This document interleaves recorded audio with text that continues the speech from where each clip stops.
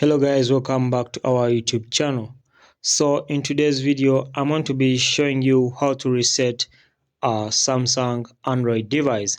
So to reset a Samsung Android device, basically come to your settings application over there. When you come to settings, come and search for reset from the search bar.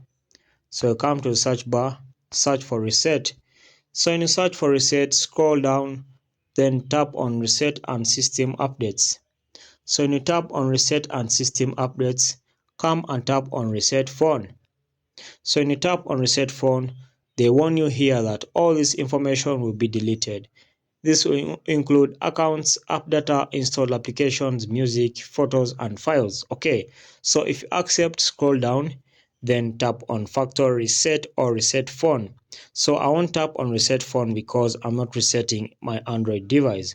But if you want to reset your Android device, basically you can do this up to this step, then you reset it. Okay, so if you found value in this video, please consider subscribing and hit the like button.